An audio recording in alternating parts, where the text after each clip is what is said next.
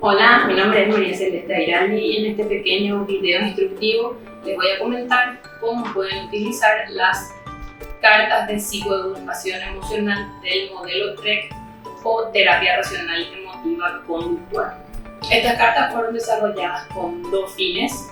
El primero es educar al paciente sobre las emociones desde la conceptualización de la TREC, entendidas como emociones saludables y no saludables.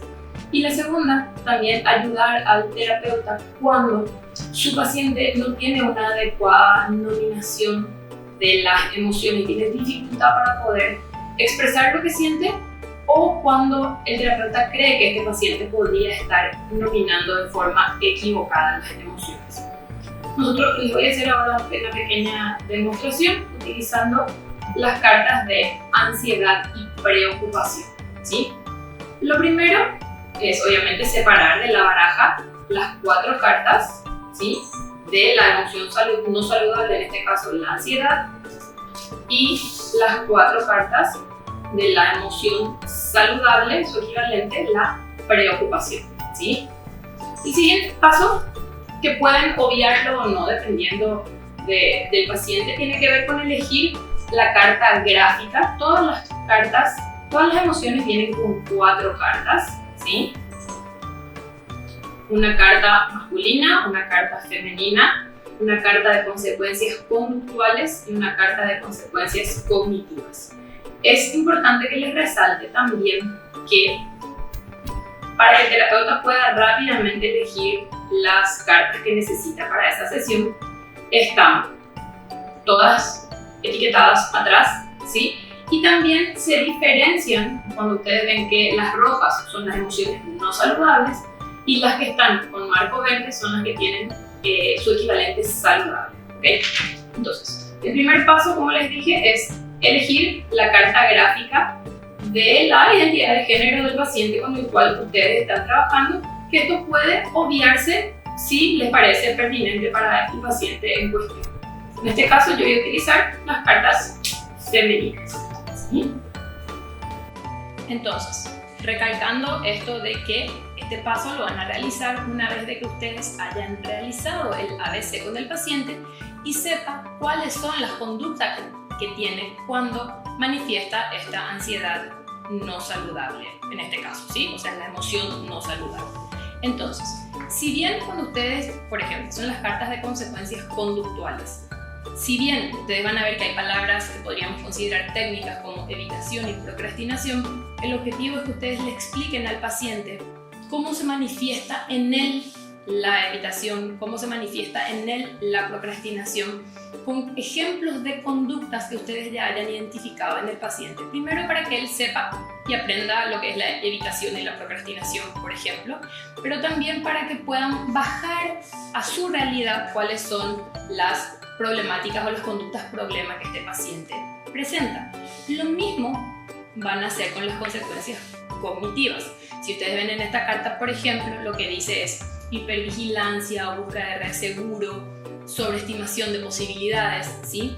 Entonces, lo que le van a decir al paciente es cómo se manifiestan en él específicamente, qué piensa él cuando siente ansiedad, que se enmarca dentro de estas categorías de consecuencias cognitivas. Se supone que a este punto el paciente tiene que haberse identificado con lo que ustedes les dijeron, ¿sí? Y entendió que la ansiedad es un problema para él o esta emoción no saludable. Luego van a pasar entonces a la emoción saludable, ¿sí? Explicándole que si logramos cambiar lo que él piensa, entendiendo como el contenido de B para la TREC, ¿sí?, las demandas y todas las evaluaciones cognitivas derivadas, él va a lograr comportarse de una manera distinta, ¿sí? Acá hablamos de afrontamiento, resolución de problemas y le vamos a dar ejemplos de cómo podría él comportarse en esa situación que identificamos en A si él sintiera preocupación en lugar de ansiedad, cambiando lo que piensa. Pero le vamos a decir también cómo va a cambiar sus consecuencias cognitivas en el sentido de tener una estimación más razonable del peligro y de sus recursos y probabilidades de que el hecho ocurra. Entonces, se supone que además de, en este paso, de explicarle la diferencia entre emociones saludables y no saludables, y que entienda que hay otra forma alternativa de sentirse frente a esa misma situación o evento activador, él se sienta motivado a cambiar lo que piensa para poder cambiar lo que siente, ¿sí? Esa entonces es la primera de las utilidades que tienen las cartas de psicoeducación en la TREC. Tenemos otra utilidad, les dije, que es cuando el paciente nomina de forma errada lo que siente o, en su defecto, no sabe decirnos lo que siente, no lo consigue ponerle nombre. A veces los pacientes nos dicen cosas como me sentí muy mal, me sentí horrible, no me gustó lo que sentí, pero no puede ponerle un nombre a esa emoción, ¿sí? Ahora entonces vamos a ver cómo nos pueden ayudar las cartas de psicoeducación emocional en ese aspecto, ¿sí? Acá voy a separar las cartas de una confusión muy común, por ejemplo, es entre ira y dolor emocional. Entonces, si bien el dolor emocional es una emoción que difícilmente el paciente nomine, pero sí la siente con mucha frecuencia. Entonces el paciente dice, yo sentí mucha ira, mucha rabia, mucha cólera, furia, dependiendo del nombre que le ponga, ¿sí? Y él empieza a narrar lo que hizo. Me encerré en mi cuarto, dejé de hablar con él, no le dije que me molestaba. O sea, empieza a dar una serie de comportamientos y de pensamientos que, si el terapeuta ya tiene una adecuada conceptualización de las emociones dentro de la TREC, se dará cuenta de que esas conductas, cogniciones son más frecuentes en el dolor emocional que en la ira. Entonces puede utilizar las cartas para explicarle eso al paciente y decir que cuando uno siente dolor emocional, ¿sí?, hace esto de cortar las conductas, la comunicación con el otro, de demostrar abiertamente, pero de forma no asertiva, la incomodidad y el enojo, pero que cuando uno siente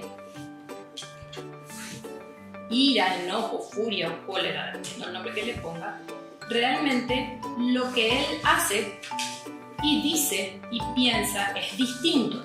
Entonces puede ayudarnos, en este caso, a explicarle la diferencia al paciente entre las dos opciones de emociones, o puede también ayudarle al terapeuta en este sentido, las cartas a, bueno, este paciente realmente no puede ponerle un nombre a esta emoción, yo puedo pasar las cartas en relación a ir viendo las cartas de conductas, por ejemplo, y ver dónde hay alguna conducta que haga referencia a esa posible emoción, ¿sí? Entonces, por ejemplo, aquí hay podría ser una respuesta acá, una carta conductual, y luego miro entonces a celos patológicos.